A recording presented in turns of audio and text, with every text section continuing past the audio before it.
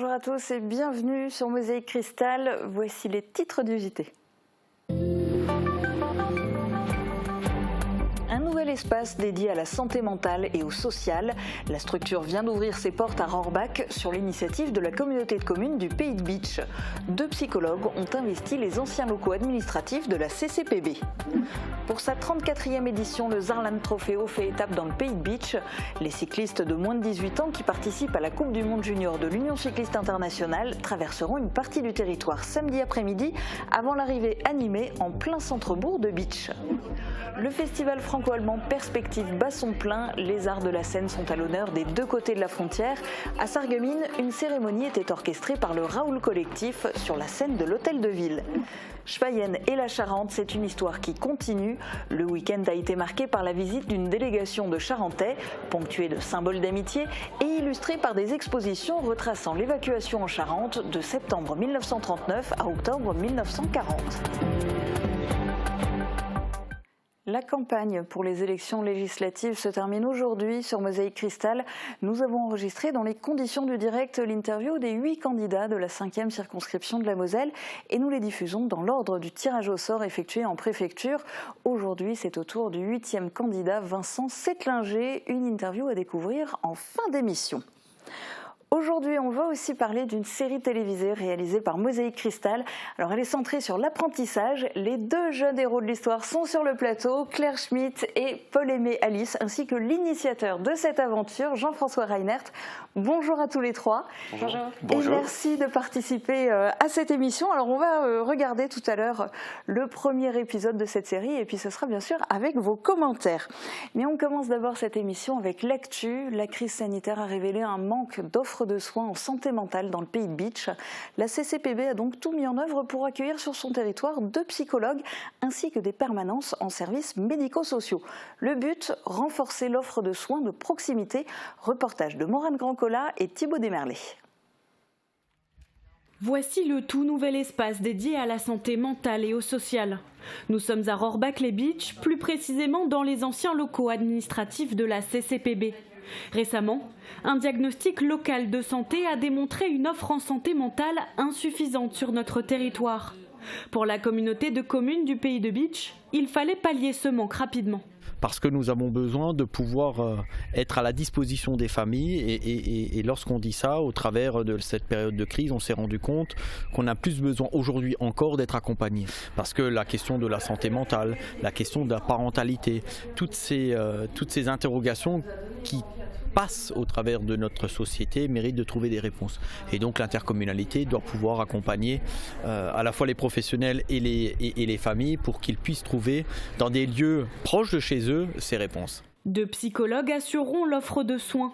La première en activité libérale, la seconde animera des groupes de parole pour les parents dans le cadre des dispositifs de soutien à la parentalité proposés par la CCPB.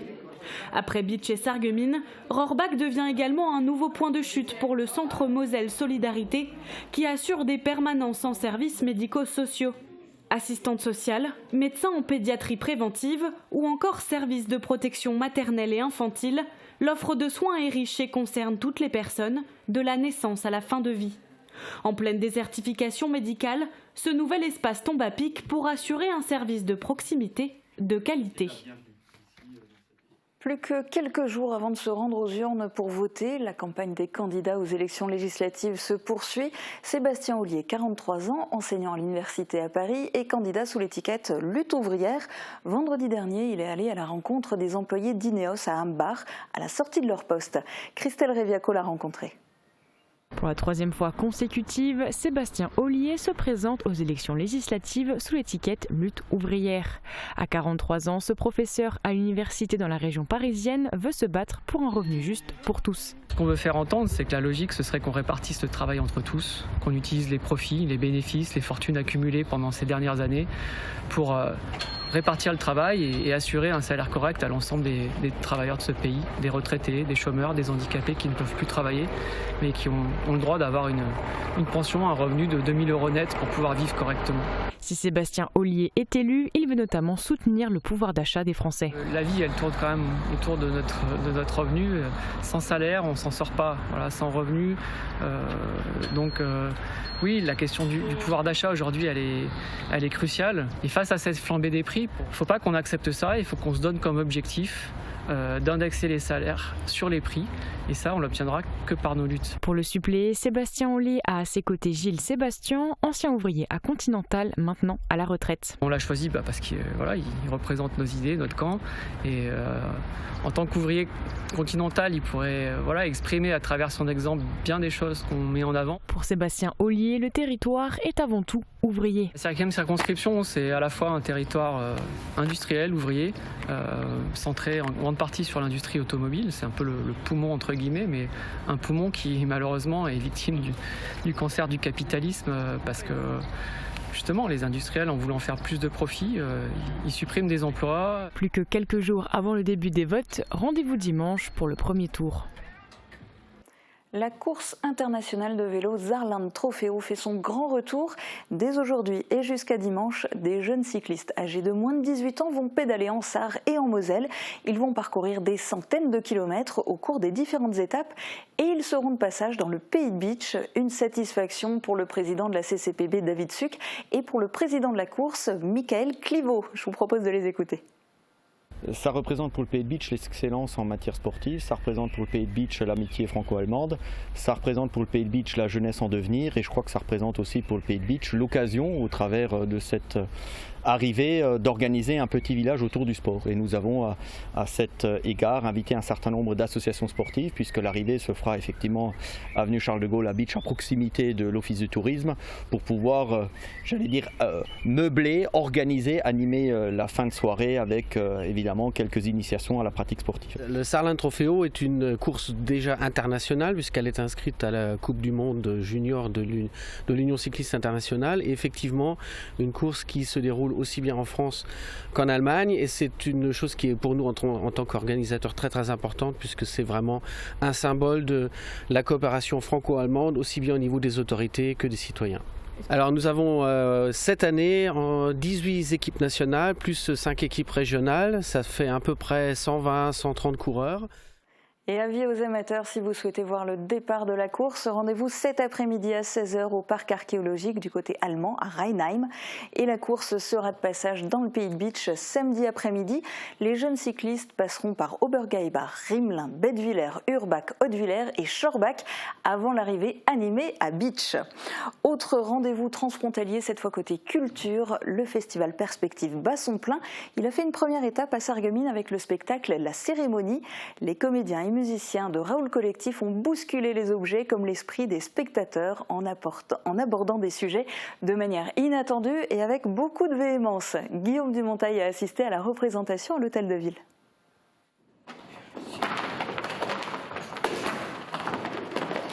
Avec les artistes du groupe Raoul Collectif, ça déménage. La Joyeuse Bande a présenté 2 soirs de suite à Sarreguemines son spectacle La Cérémonie à l'occasion du festival franco-allemand Perspective. Les spectateurs ont été plongés dans un univers utopiste et révolté à grands coups d'envolée lyrique. Une pièce musicale et théâtrale présentée également au Festival d'Avignon qui invite à réfléchir. Tu as donc osé enfreindre les lois. Les tiennes en douille, monstrueux, infâme, triple en douille. Les lois d'état d'urgence, d'exception.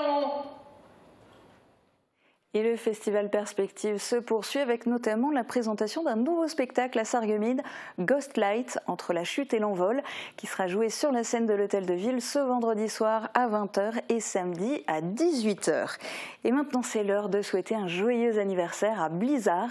L'association a 10 ans, un événement qui a été fêté ce week-end à Bliz-et-Bersin en compagnie des membres de l'association et au milieu de leurs œuvres. Le public pouvait ainsi admirer leurs peintures, leurs photographies, leurs céramiques et diverses créations. Les visiteurs ont aussi pu participer à des ateliers. Une histoire qui dure. En septembre 1939, la population de Schweyen a dû évacuer le village pour se rendre en Charente afin d'échapper au combat. Un exode forcé, éprouvant, dont le temps n'a pas effacé les traces. Illustration avec la visite récente de Charentais dans la commune de Schweyen. C'est un reportage de Guillaume Dumonteil. Cette fois-ci, ce sont eux qui sont venus. Une trentaine d'habitants des communes de Semoussac, Saint-Sorlin-de-Conac et Saint-Georges-des-Agouts en Charente-Maritime étaient en visite le week-end dernier à Schweyen. Plusieurs événements ont rythmé leur passage dans le pays de Bitche, notamment la plantation de 3 ginkgo biloba, des arbres symboles d'unité et de paix. Une charte de serment de jumelage a également été signée entre les 4 communes pour sceller leur amitié. La délégation de Charentais a également visité les 3 expositions présentées à la salle communale de Schweyen, 2 du département et de la Châle consacrées à l'évacuation des Mosellans en Charente de septembre 1939 à octobre 1940, et une autre réalisée par Colette Muller du conseil de fabrique consacrée à la vie quotidienne dans la commune de Schweyen de 1900 à nos jours. Depuis 1966, Charentais et habitants de Schweyen ont l'habitude de se rendre visite pour entretenir une amitié débutée brutalement et de manière inattendue au début de la Seconde Guerre mondiale. Et on passe maintenant à une toute autre histoire dont nos invités du jour sont les acteurs et il est temps de leur donner la parole.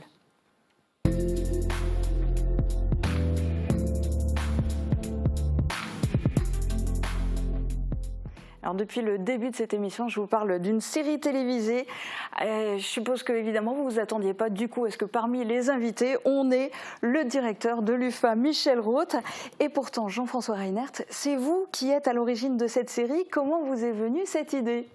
Alors cette idée, c'est le concept aussi. Il s'agit effectivement d'assurer la promotion de l'apprentissage. Alors on a différents vecteurs de communication qu'on utilise souvent. Ça peut être effectivement des communications écrites, etc., etc. Et pour le coup, je souhaitais m'adresser et utiliser un vecteur un peu qui sortent un petit peu de l'ordinaire, en travaillant avec des acteurs qui sont en fait des jeunes gens, et de façon à assurer la promotion effectivement de cette situation qu'est l'apprentissage. On peut réussir avec l'apprentissage, etc. Comment on fait, comment est-ce qu'on recherche, etc. Bon, le concept c'était d'utiliser l'idée de la série télévisée, voilà. Alors c'est une série télévisée qui a été réalisée par Mosaïque Cristal. Il y a d'ailleurs aussi l'un des rôles, celui du père dans la série, qui est joué par notre infographiste Julien Tesser. Mais les 2 rôles principaux, c'est vous, tous les 2. Comment vous êtes-vous retrouvés du jour au lendemain comédien ? Eh bien, on a eu un petit casting au lycée, une petite sélection avec Francis et Margot Gauer. Et voilà, ils nous avaient demandé, on était volontaires et on a passé le petit casting. C'était impressionnant de passer un casting, Claire ? Pas tellement. Moi, je connaissais Margot Gauer, donc celle qui recrutait. Et puis, je fais du théâtre aussi à côté, donc ça va. Et c'est vrai que dans la série, vous avez dévoilé des sacrés talents d'acteurs. Est-ce que vous avez vu déjà un petit peu le résultat ? On a vu quelques extraits. Ouais. Quelques extraits. Bon, alors avant d'en parler un peu plus, que les téléspectateurs s'en rendent compte aussi, on va découvrir ensemble en avant-première le premier épisode de la série Paul l'apprentissage.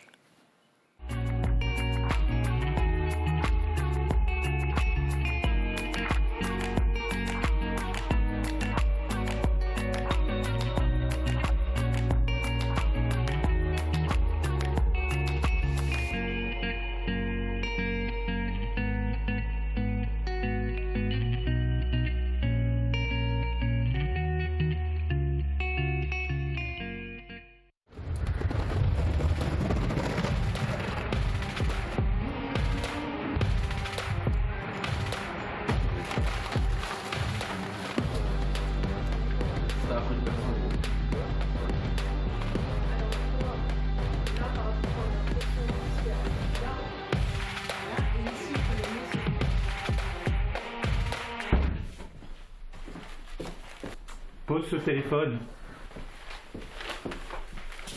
Ça va ? Wow. Ça a été ta journée ? Non, vraiment pas. Pose ce téléphone. On est à table.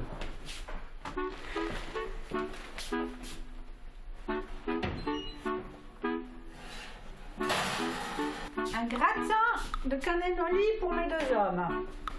Merci, maman. Vous en faites des têtes ? Tu as redoublé ta 4e. Et c'est reparti. Oui, c'est reparti, tu prends tout à la légère. Arrêtez de vous disputer. Écoute, il est temps de faire un choix. Mais je sais, mais on verra. Ouais, on verra. Ben, j'attends de voir. Mais tu crois que j'ai pas de plan? Et tu vas voir. Allez, ça va refroidir. On va manger. Bah, qu'est-ce que t'as, Paul? T'as l'air énervé. Oh non, rien. C'est encore à cause de ton père? Oui, tu sais, il arrête pas de me reparler de l'orientation tout le temps. Ah, mais il veut ton bien. Oui, mais à chaque fois, il remet mon année de redoublement sur le tapis et c'est énervant. Bah, tu sais, j'ai aussi dû choisir.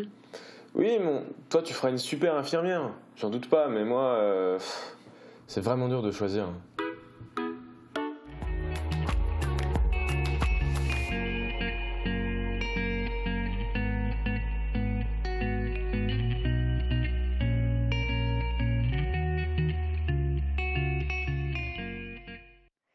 Alors sans dévoiler tout ce qui se passe ensuite, mais en gros, dans cette série, Paul cherche sa voie en se testant un peu dans l'apprentissage, tandis que Claire se dirige vers le métier d'infirmière. Moi, j'ai envie de vous poser la question, dans la réalité, avant d'être des apprentis comédiens, en fait, vous n'êtes pas apprentis, vous êtes des élèves. Alors, dites-nous un peu, Claire, en premier, dans quelle filière, avec quel projet professionnel derrière ? Là, je suis en terminale générale et je vais me diriger vers des études vraiment d'infirmière. Donc, c'est vraiment la réalité, hein, ce qu'ils disent dans la série. Et... Mais ça, c'était par hasard. Oui, c'est par hasard. Le scénario était déjà écrit avant le casting. Ok. Paul Aimé.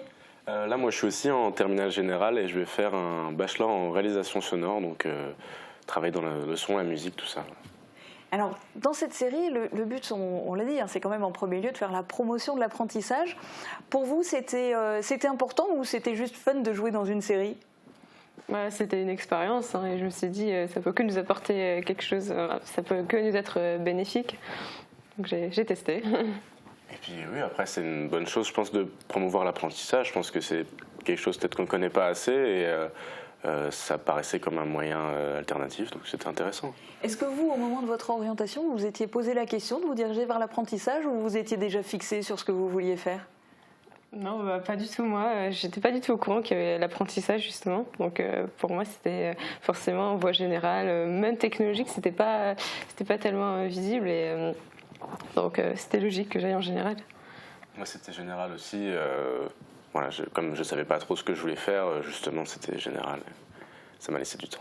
Alors Jean-François Reinert, quand d'un côté vous entendez ce manque de connaissances, mais d'un autre côté que vous voyez à quel point ils s'impliquent, à quel point ils ont participé, parce qu'on va le dire quand même, cette série, vous l'avez fait sur votre temps libre, c'était pas du tout l'occasion de sécher les cours pour aller jouer l'apprenti comédien, donc vous avez vraiment donné de vous. Alors vous, Jean-François Reinert, quand vous voyez ce paradoxe, vous en dites quoi ? Effectivement, c'est une situation qu'on rencontre. Donc, c'est la méconnaissance de la voie de formation par l'alternance, par l'apprentissage. Et donc, une façon comme une autre d'assurer cette promotion, c'était d'utiliser les talents de comédien, et puis de raconter une histoire. Alors, en fait, on raconte une histoire. Oui, c'est vrai, on raconte une histoire, mais je voudrais quand même poser une question. Vous avez vu cette scène, peut-on dire que toute ressemblance avec la réalité n'est que fortuite, ou au contraire, est-ce qu'effectivement on s'assied bien sur des éléments, des représentations qu'on a dans la réalité ? Alors je vous invite effectivement à réfléchir et peut-être aussi à regarder la suite, parce que c'est effectivement plein d'apprentissage au pluriel, donc vous allez voir. Voilà. Et puis il y a aussi tout ce qui est ce phénomène de société, finalement, les mentalités qui ne sont pas toujours facilement tournées vers l'apprentissage, les parents qui n'acceptent pas forcément cette idée quand c'est la volonté des jeunes. Tout à fait, cette banalisation de la voie de formation de l'apprentissage me relève aussi de ce qu'on essaie d'atteindre comme objectif au travers de la réalisation d'une série de télévision. Donc ça fait un petit moment que j'en avais l'idée, j'ai eu l'occasion de rencontrer les équipes de Mosaïque avec qui on a pu travailler et mettre en place cette série. C'est extrêmement intéressant. C'est extrêmement intéressant parce qu'on a déjà des premiers retours et des premiers indicateurs qui nous disent qu'il faut en parler. Et il faut en parler peut-être autrement. Parce qu'effectivement, pour l'apprentissage, effectivement, c'est aussi une voie de la réussite. C'est la voie de l'excellence aussi. Et c'est aussi pour cette raison que ce CFA qu'on avait à l'origine et qu'on a rebaptisé depuis quelque temps, donc le centre de formation d'apprentis Michel Roth, qui représente sur le territoire, mais aussi sur l'État français, sur le pays tout entier, l'excellence, la voie de l'apprentissage. Donc c'est une excellente chose. On a des retours très positifs maintenant là-dessus. Et puis on espère du coup que beaucoup d'autres projets. Oui, parce que la communication, ça continue, ça ne s'arrête pas à la série, on s'en doute. Et puis on espère du coup qu'il y a aussi plein de parents, de collégiens, de futurs collégiens petit à petit qui vont la voir et puis qui vont être amenés à se poser des questions. En tout cas, merci beaucoup à tous les trois d'avoir participé à cette émission. Et les téléspectateurs vont pouvoir découvrir la suite de cette série à partir de lundi sur Mosaïque Cristal. Mais pour nous, pour le moment, il est temps de jeter un œil aux prévisions de Météo France pour demain. Protégez et mettez en lumière votre maison avec toutes les nuances de crépi proposées par Modèle Habitat. Retrouvez votre programme avec le Crédit Mutuel, partenaire des grands événements de votre région. Une banque qui appartient à ses clients, ça change tout. Bonjour tout le monde, bonne nouvelle pour cette fin de semaine, on tend vers une amélioration. Soleil et nuages se partageront encore le ciel pour demain, mais pas de précipitations au programme. L'impression de beau temps prédomine et les températures gagnent du terrain.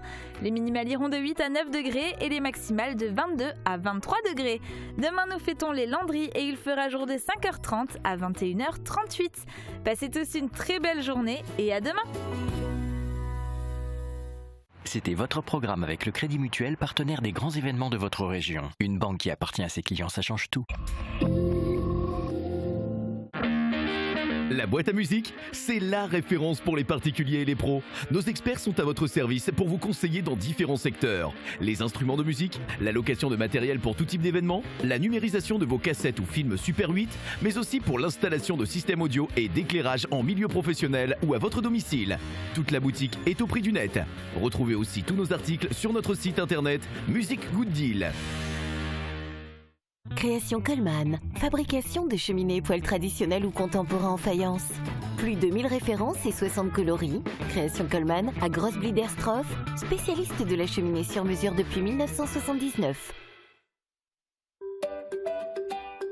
Vous êtes à Sarreguemines, faites d'une pierre deux coups et profitez-en pour faire vos courses hebdomadaires. Un parking au frais et au sec gratuit, un caddie, l'ascenseur et vous voilà déjà dans un superbe magasin Leclerc. En dehors des grands classiques, l'offre en produits frais, viande, poissonnerie, fruits, légumes et pâtisseries est carrément exceptionnelle. Leclerc au Carré Louvain de Sarreguemines, l'essayer, c'est l'adopter. Chez AVS Santé, nous favorisons le maintien à domicile à travers 3 domaines d'activité. Le transport, l'aide à domicile, la distribution et l'installation de matériel médical. Nous sommes à votre écoute et vous proposons les meilleures solutions. Acteur majeur de la santé et l'aide à la personne en Moselle-Est, nous sommes présents à Sarreguemines, Beach et Morsbach. AVS Santé, notre métier, vous accompagner. Vous voulez faire partie d'une entreprise dynamique et participer à des projets novateurs à travers tout le département? OR Corporate recrute dans plusieurs secteurs. Envoyez votre candidature par mail au service recrutement. OR Corporate, améliorer le cadre de vie de tous depuis plus de 40 ans. Un apprenti? Oui, mais quel profil? Tout type de profil, ça va du profil qui correspond à la brasserie au profil qui va correspondre à la restauration gastronomique. Les profils sont multiples, de la même manière que l'apprentissage finalement est multiple. C'est vraiment de l'apprentissage à la carte. L'apprentissage, la voie de l'excellence avec l'UFA Michel Roth. Du 24 au 26 juin, vivez une nouvelle édition du Festival des Arts de rue de la Saint-Paul à Sarreguemines. Partez à la rencontre d'une vingtaine de compagnies avec artistes, musiciens, jongleurs, artisans, rire et émotions en tout genre, convivialité et bonne humeur. Les rues vont se transformer en un gigantesque théâtre à ciel ouvert. Inauguration en fanfare et échassier, vendredi 24 à 18h, place du marché. Le samedi soir dès 22h30, assistez au grand spectacle féerique, l'envol de la compagnie Remue Ménage. Programme complet sur www.sarreguemines.fr.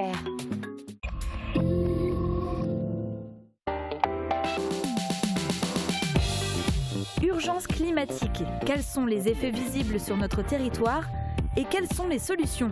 Uranie tentera de répondre à ces questions avec ses 4 invités, Serge Veil, Patrice Muller, Isabelle Eulinger et David Suc dans votre nouveau numéro de Polygone, diffusé ce vendredi dès midi sur Mosaïque Cristal. Votre émission Polygone est réalisée avec le soutien du cabinet d'avocats Alte Keller Sarreguemines.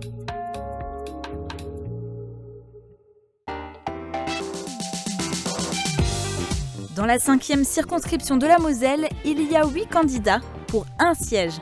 Le premier tour des élections législatives, c'est le 12 juin. Résultats, analyse et réaction des candidats. On vous donne rendez-vous sur Mosaïque Cristal dimanche à 20h30 pour une soirée électorale en direct. 8 candidats briguent le siège de député de la 5e circonscription de la Moselle. Nous avons enregistré une interview de chacun d'eux dans les conditions du direct et nous les diffusons dans l'ordre du tirage au sort effectué en préfecture. Le numéro 8, c'est Vincent Settlinger, candidat Les Républicains. Voici son interview.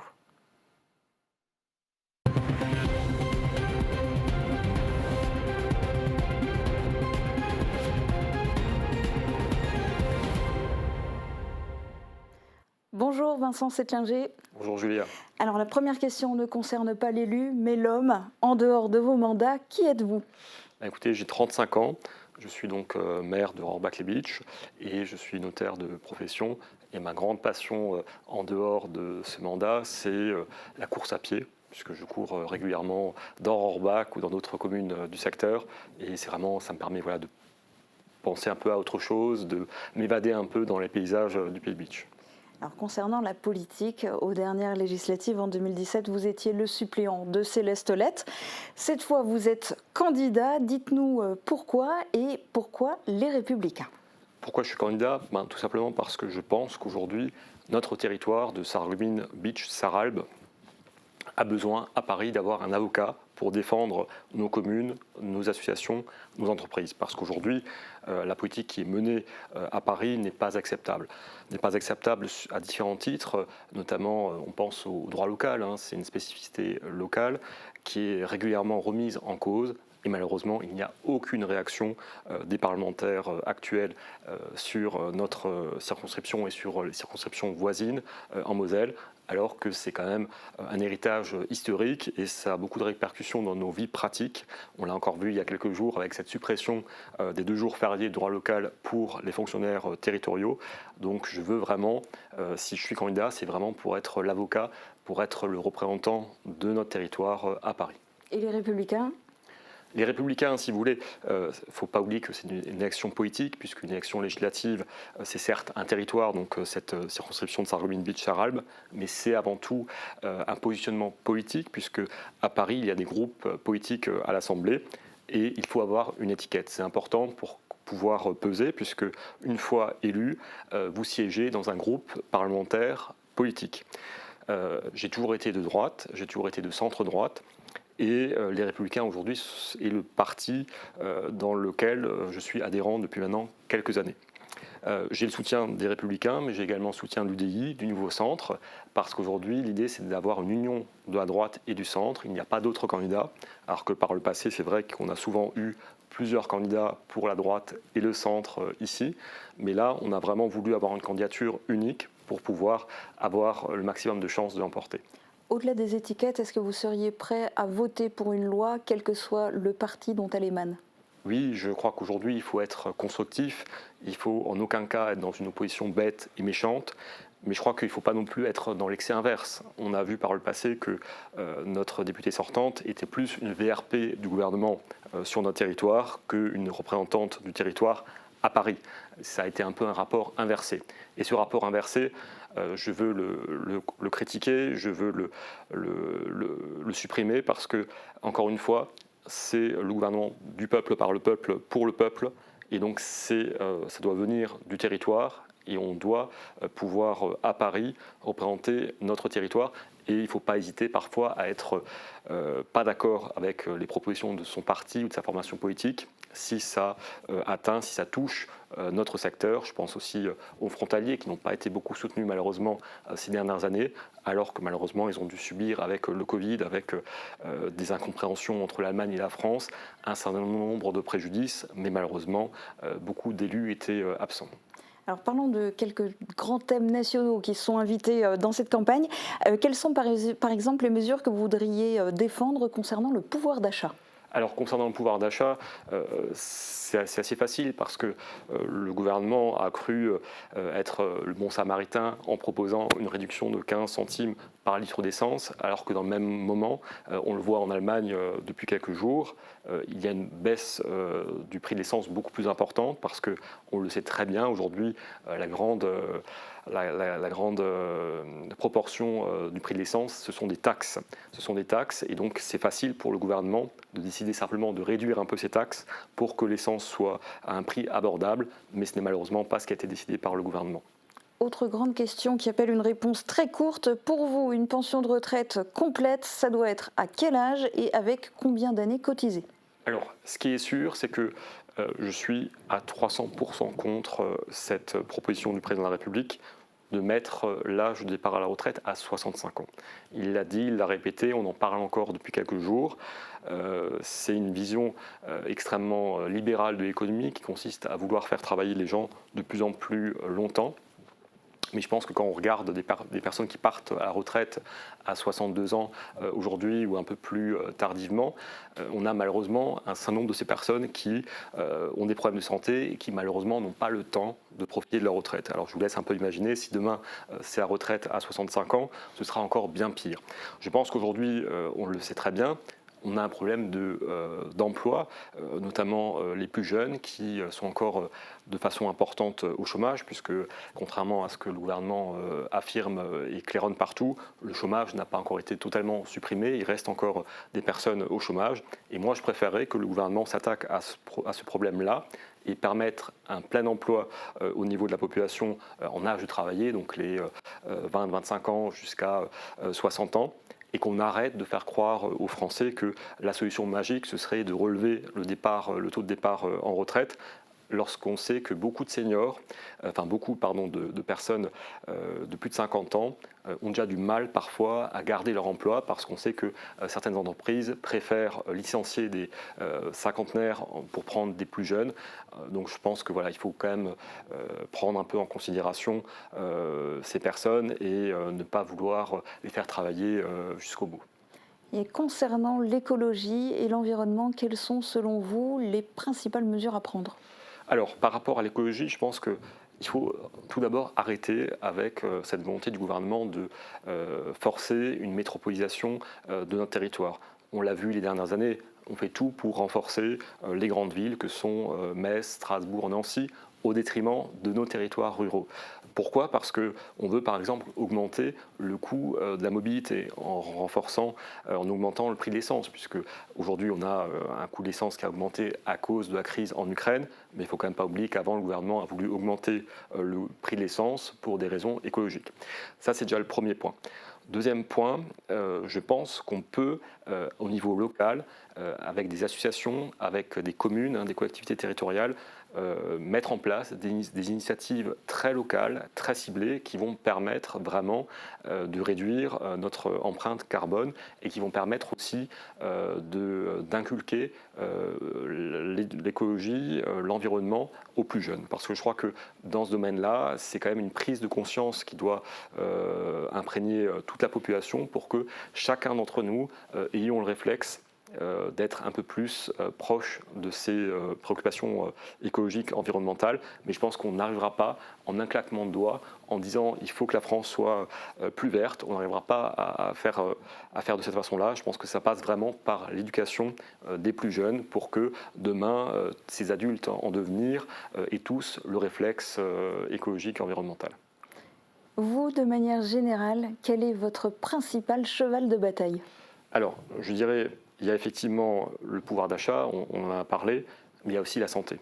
La santé parce que dans les différentes réunions qu'on a organisées avec Evelyne Piertion, qui est ma suppléante, qui est adjointe au maire d'Ambar et conseillère départementale de Sarreguemines, on a constaté que beaucoup de personnes nous disent on n'arrive pas à avoir de rendez-vous chez un médecin spécialiste, on est obligé d'aller à Metz, à Nancy, à Strasbourg.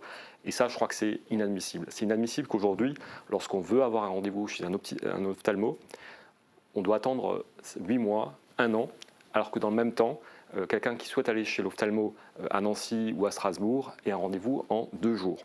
C'est ça aujourd'hui la réalité de la santé en France. Alors le gouvernement se targue d'avoir mis en place le Ségur de la santé.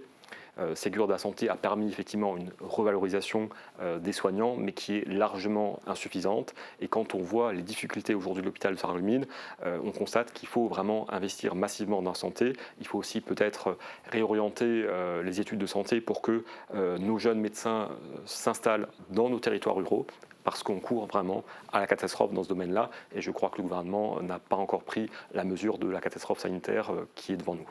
Alors vous parlez beaucoup du gouvernement. Le ministre de l'économie, Bruno Le Maire, demande aux entreprises qui le peuvent d'augmenter les salaires. Quelle est votre réaction ?